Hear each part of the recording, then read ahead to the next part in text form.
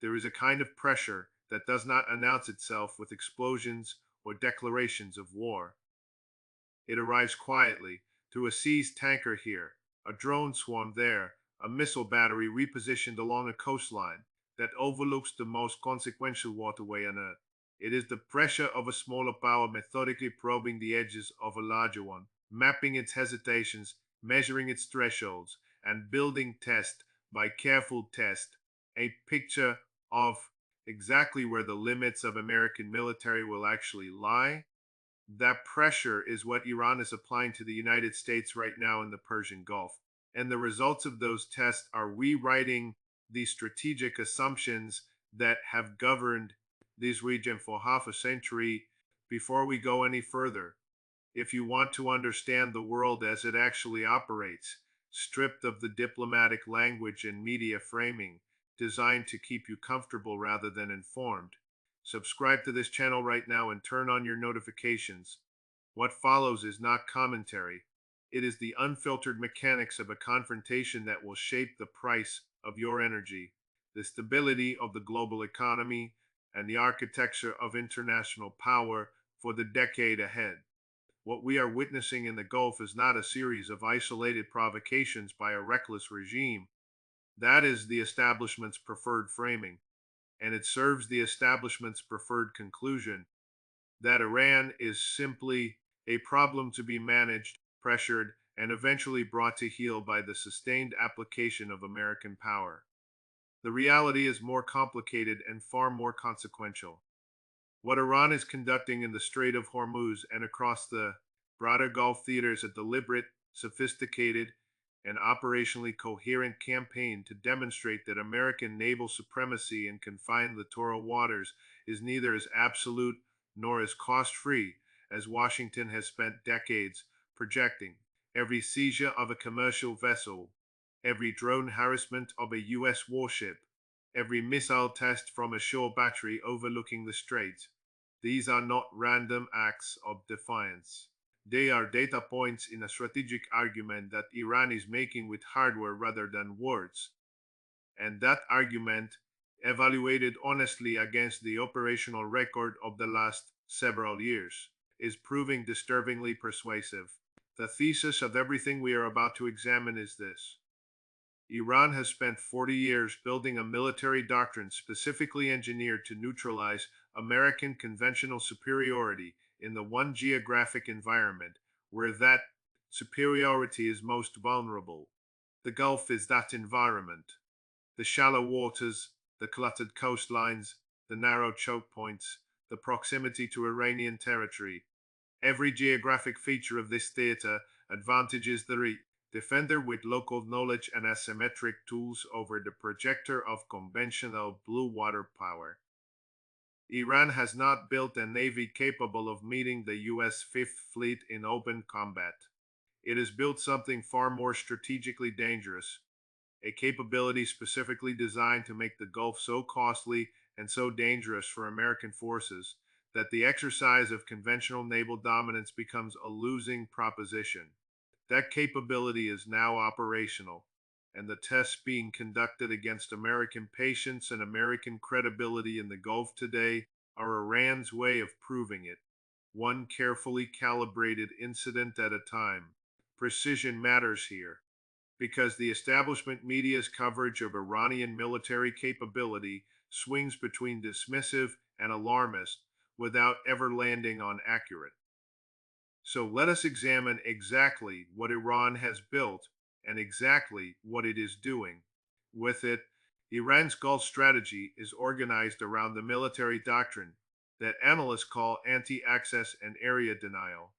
The systematic construction of overlapping capabilities designed to make a defined geographic space prohibitively dangerous for a superior conventional force. The components of this doctrine in the Gulf theater are specific, proven, and collectively formidable. Iran operates hundreds of fast attack craft through its Revolutionary Guard Corps. Navy, small, fast, low profile vessels capable of swarming large warships from multiple directions simultaneously, saturating the point defense systems that protect American vessels. with more targets than those systems can reliably engage at once. Shore-based anti-ship missile batteries, including the domestically produced Noor and Kelder systems, cover the entire width of the Persian Gulf, from prepared and hardened positions along the Iranian coastline. Iran's submarine fleet, small diesel electric boats, optimized for shallow water operations, presents a tracking and engagement problem that the U.S. Navy has publicly acknowledged is genuinely difficult in the Gulf's thermally disrupted, acoustically cluttered waters. Iran has stockpiled thousands of naval mines that its forces can deploy across critical shipping lanes within hours of an order to do so.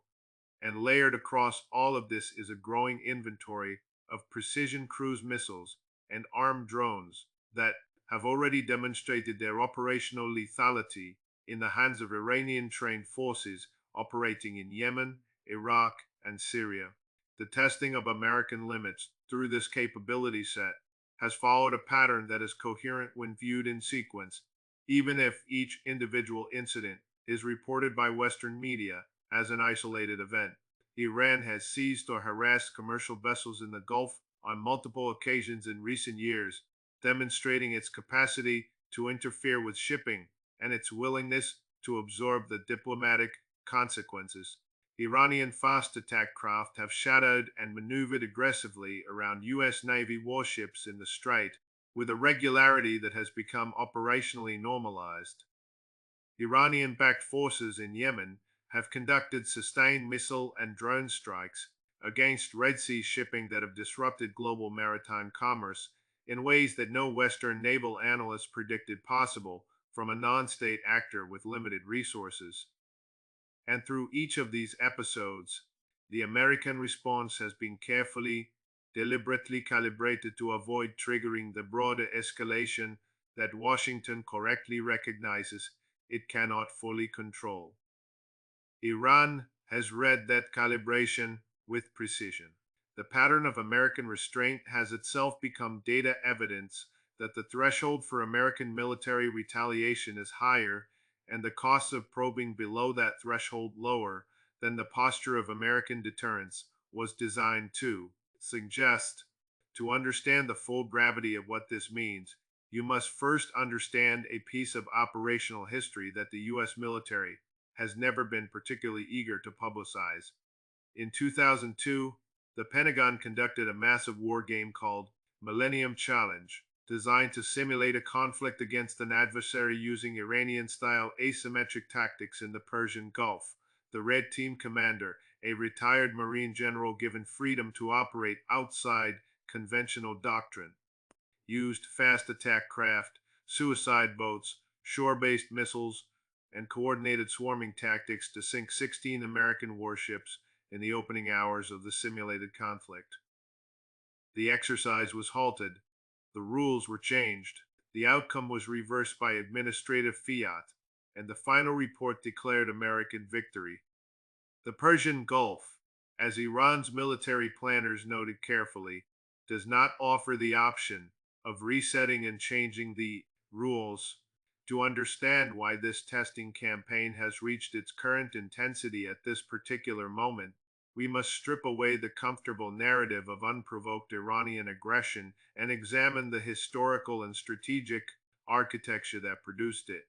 Because nothing about Iran's current posture in the Gulf was inevitable, it was constructed piece by piece by a sequence of American policy choices that Iranian strategists have studied and responded to with a cold and patient logic. The foundational rupture, as always, is 1953, the CIA's overthrow of Mohammad Mossadegh, Iran's democratically elected prime minister, removed from power for the straightforward offense of seeking Iranian control over Iranian oil, established the template for American-Iranian relations at their most honest level. Washington would support Iranian governments that served American strategic interests and would move against those that did not, regardless of their democratic legitimacy. The Shah's subsequent 26-year reign, sustained by American political and financial support, and enforced by the Soviet secret police, produced the revolutionary fury of 1979, a fury that was entirely rational as a response to what had been done, even if its ideological expression was one that liberal democracies found alien and troubling. The 1980s deepened the wound in ways that the Iranian military and political establishment has never forgotten and is operationally incapable of ignoring. American support for Saddam Hussein during the Iran-Iraq War, including the provision of satellite battlefield intelligence, political cover at the UN Security Council, and access to the precursor chemicals used to produce chemical weapons deployed against Iranian forces, made the United States a co-belligerent in a war that killed close to 1 million Iranians, the same Saddam Hussein whom Washington would later remove from power and execute, in part for the possession of weapons of mass destruction, was during the 1980s the instrument of American strategy against Tehran. The Iranian leadership does not process this history as ancient grievance. It processes it as operational intelligence about how Washington actually behaves when its interests are engaged. Intelligence that directly informs every decision about nuclear development, regional proxy forces, and the appropriate level of trust to extend to American security guarantees. The Monroe Doctrine parallel is the precise analytical frame for understanding Iran's refusal to accept American naval dominance in the Gulf as legitimate. In October 1962, the United States brought the world to the edge of nuclear annihilation rather than permit Soviet missiles to be stationed in Cuba, 90 miles from the American coastline. The principle asserted that a great power has a legitimate and defensible security interest in ensuring that hostile military forces do not establish themselves in its near abroad, was treated by Washington as an axiom worth risking human extinction to defend. The U.S. Fifth Fleet is headquartered in Bahrain, roughly 150 miles from the Iranian coast. American military installations ring Iranian territory from multiple directions. The demand that Tehran accept this permanent hostile encirclement as simply the natural order of things, while Washington reserves the right to treat any comparable encirclement of itself as an act of war, is not a principled position. It is the demand of an empire that has written the rules to exempt itself from their application. Iran's rejection of that demand, expressed through its Gulf testing campaign, is the application of the same strategic logic Kennedy applied in the Caribbean, directed at a power that has never acknowledged the parallel.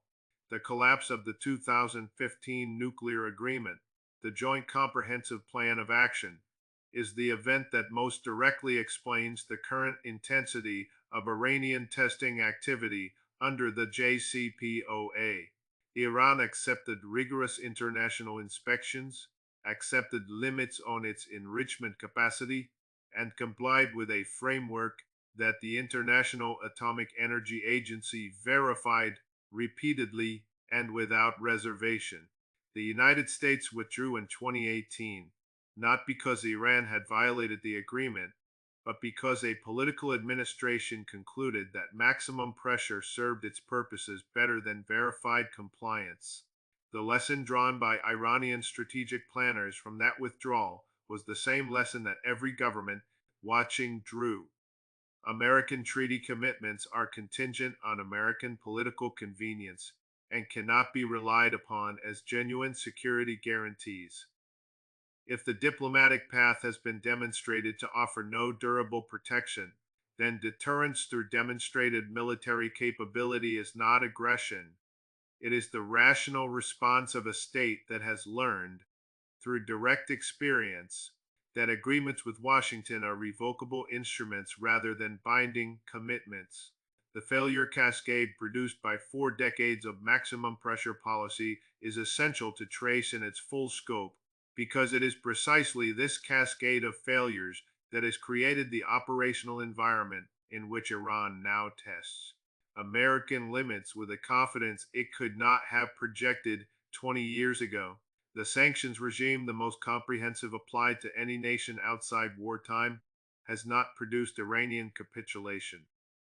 It has produced Iranian adaptation and strategic realignment on a scale that fundamentally changes the balance of pressure available to Washington. Iran has constructed a sanctions resistant economic architecture, trading in alternative currencies, operating through intermediaries, and integrating with the parallel financial infrastructure that Russia and China are building as a deliberate structural alternative to Western financial hegemony. China purchases Iranian oil regardless of American sanctions, paying in renminbi and providing economic oxygen that Washington has been unable to cut off despite decades of trying. Russia provides advanced military technology, including the air defense systems that give Iranian deterrence meaningful depth in exchange for the drone technology that Iran has developed and that Russian forces have deployed operationally in Ukraine. The axis of the sanction has discovered that their collective resilience and mutual dependency exceeds Washington's capacity to coerce any one of them into strategic surrender. Maximum pressure, applied simultaneously against Russia, China, Iran, and North Korea, has not weakened any of them individually. It has welded them into a coalition of strategic interests that is more durable and more capable than any of them would have been in isolation. The proxy failure is equally consequential and equally underreported. American strategists believed for years that Iran's regional network, the Houthis in Yemen, Hezbollah in Lebanon, the Popular Mobilization Forces in Iraq, could be degraded through targeted pressure, sanctions on Iran, and the attrition of Israeli and American military operations. The operational record has inverted that expectation entirely. The Houthis, equipped with Iranian missile and drone technology and Iranian operational guidance, have conducted a sustained interdiction campaign against Red Sea shipping that has forced the rerouting of significant global maritime trade, imposed billions of dollars in additional costs on the global economy, and required the sustained deployment of American and British naval assets in an expensive and not entirely successful missile defense operation. The cost exchange ratio of this campaign, extraordinarily expensive American interceptor missiles deployed against inexpensive Iranian designed drones, is not sustainable for Washington over a prolonged period. Iran's partners are winning the economic warfare dimension of the Gulf standoff, and the people who understand the actual numbers know it. The moral authority collapse is perhaps the most strategically significant failure because it determines how the rest of the world, the swing states, the global south, the nations whose alignment will define the next era of international order, reads everything that follows. Washington presents its Gulf posture as the defense of the rules-based international order. Freedom of navigation, nuclear non-proliferation, the sovereignty of small states against the coercive pressure of regional hegemons. Each of these principles disintegrates on contact with the historical record. The U.S. has conducted military operations in the Gulf region without UN authorization. It has provided advanced military cooperation to Gulf monarchies where elections are either absent or ceremonial. It demands nuclear compliance from Iran while providing nuclear cooperation to states that have never signed the Non-Proliferation Treaty, and while maintaining its own arsenal of thousands of warheads. The Global South has not failed to notice the selective application of these principles. Saudi Arabia, normalizing relations with Iran through Chinese mediation, bypassing Washington entirely, is not a footnote in the story of American Gulf leadership. It is a verdict on it.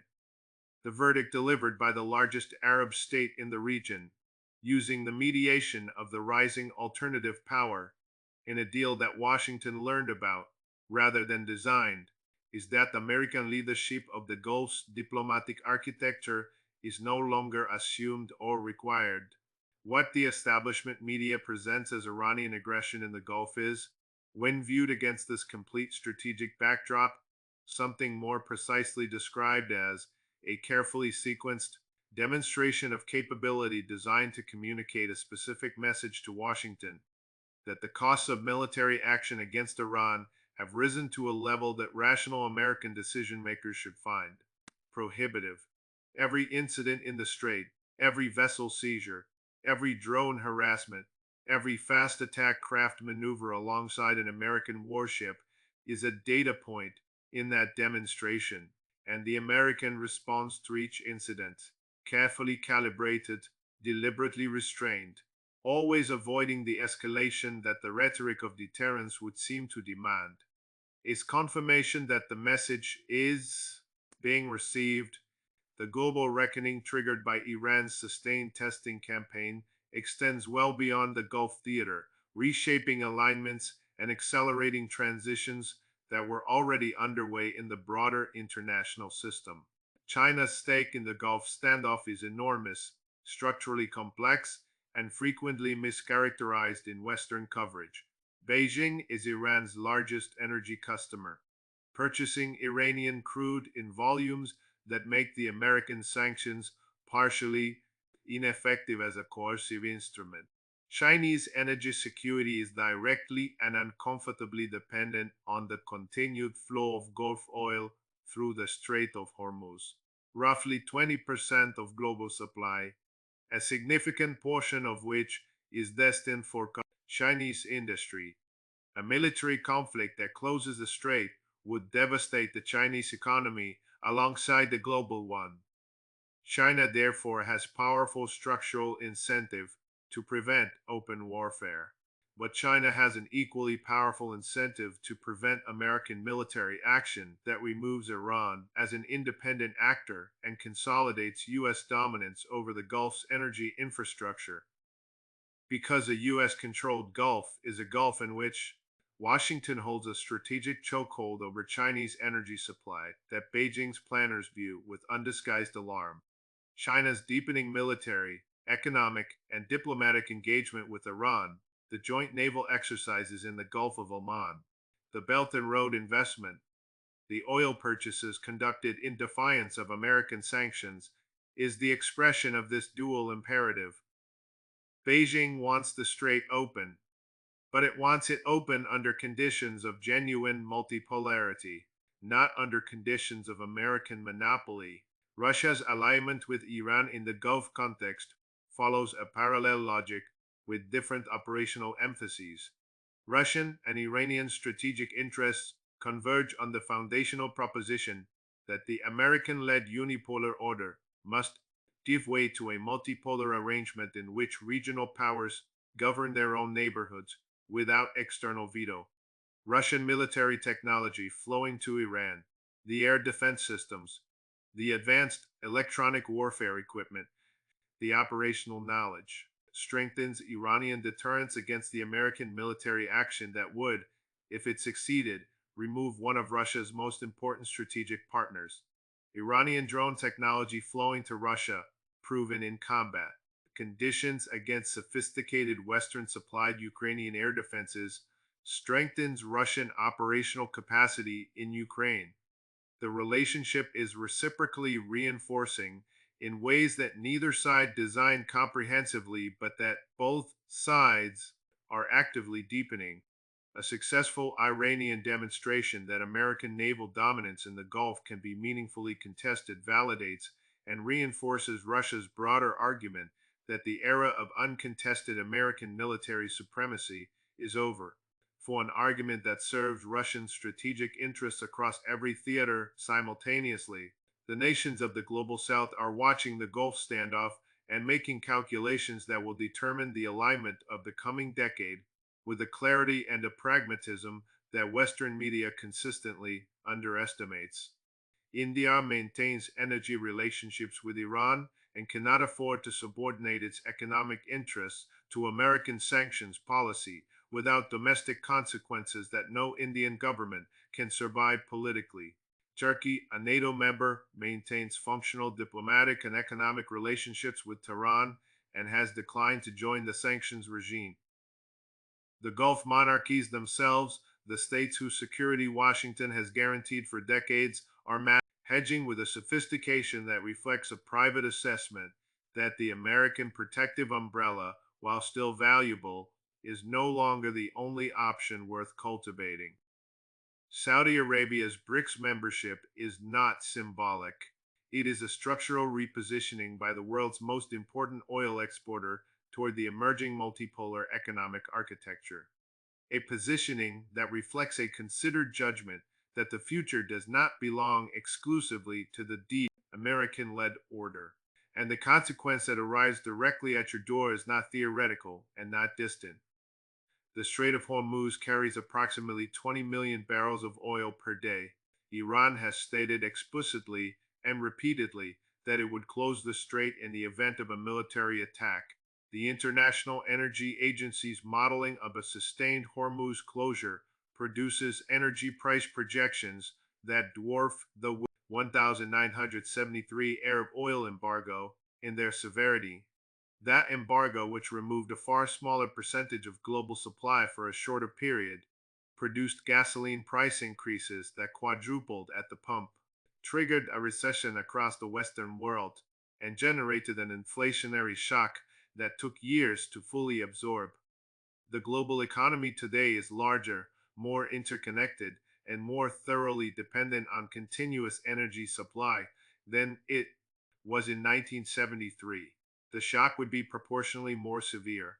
It would arrive at your gas pump, your grocery bill, your heating costs, and the price of every manufactured good that requires energy to produce or transport, which is every manufactured good without exception. This is the direct line between a 3-mile wide waterway in the Persian Gulf and the economic conditions of ordinary people in countries that have never engaged with the question of Iranian nuclear enrichment or American naval doctrine. We are standing at the twilight of the strategic arrangement that has governed the Persian Gulf since American power filled the vacuum left by British imperial withdrawal in the 1960s and 1970s. The arrangement in which U.S. naval dominance guaranteed the flow of Gulf energy on terms set in Washington, and regional states accepted the security guarantee in exchange for the strategic subordination it required. The long shadows of that arrangement are stretching across the water, and in the space those shadows are leaving, the shape of what comes next is beginning to reveal itself. The United States faces a binary choice in the Gulf that history will not offer again in the same form. The first, the path is the path of genuine strategic realism, the difficult but survivable recognition that military dominance of the Gulf cannot be maintained indefinitely at acceptable cost against a regional power that has spent 4 decades building the specific capabilities designed to contest it in the specific environment where it is most vulnerable. This path requires returning to diplomacy with the seriousness and the flexibility that the post 2018 American approach has conspicuously lacked, offering Iran the verifiable security guarantees and the economic normalization that might make nuclear deterrence strategically unnecessary, rather than demanding Iranian disarmament while preserving every threat that makes deterrence rational from Tehran's perspective.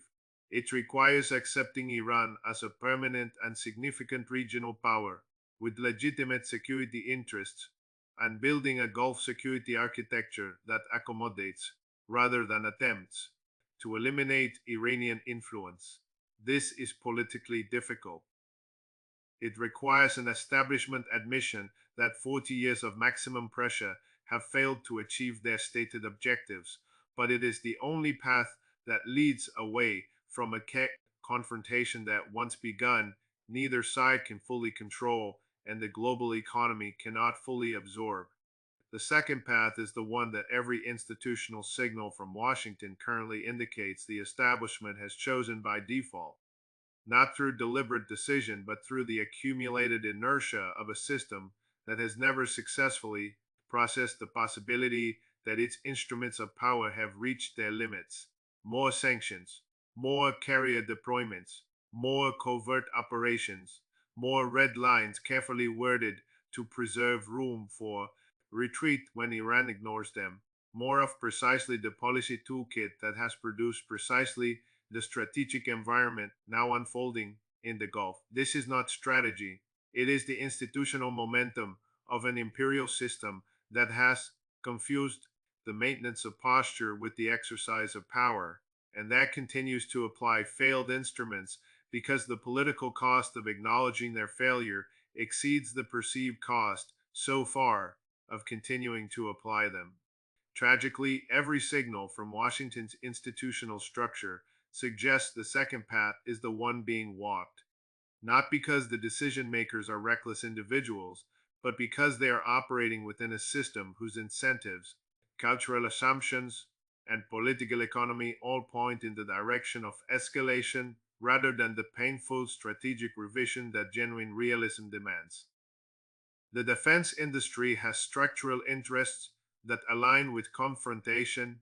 The think tanks and media infrastructure that shape elite opinion have spent decades constructing a worldview in which Iranian strategic defeat is the only acceptable outcome. Politicians who advocate negotiation pay a domestic political price that advocates of pressure do not. The system is oriented toward the second path, even as the operational evidence accumulates that the second path leads somewhere. Nobody has a credible plan to manage. History does not send its warnings in formats that are convenient for established institutions to process. It sends events. The Millennium Challenge wargame result. Suppressed and reset. The Houthi disruption of Red Sea commerce, managed rather than understood. The Saudi-Iranian normalization through Chinese mediation, noted and then minimized. Iran's nuclear enrichment, advancing past any plausible civilian justification, monitored and then reported without the analytical conclusion it demands. Each of these is a warning, in the language of strategic reality, addressed to decision makers who have strong institutional incentives not to read it clearly. The testing campaign Iran is conducting in the Gulf right now is the most recent and most direct of these warnings, delivered not in diplomatic notes or public statements, but in the operational language of vessel seizures, drone sorties, fast attack maneuvers, and missile battery deployments along coastlines that overlook the world's most consequential waterway. The question is not whether Iran's testing campaign is audible, the signals are loud and they are clear. The question is whether the institutions with the power to change course retain the capacity for the kind of strategic honesty that change requires. The answer to that question will determine whether the Gulf standoff resolves through the difficult but manageable path of negotiated coexistence, or through the catastrophic and potentially civilization altering path of a military confrontation in waters that the global economy cannot afford to lose, initiated not by intention but by the accumulated weight of miscalculation, institutional inertia, and the failure to hear what the Gulf is plainly saying. The truth of what is happening in the Strait of Hormuz right now is not complicated.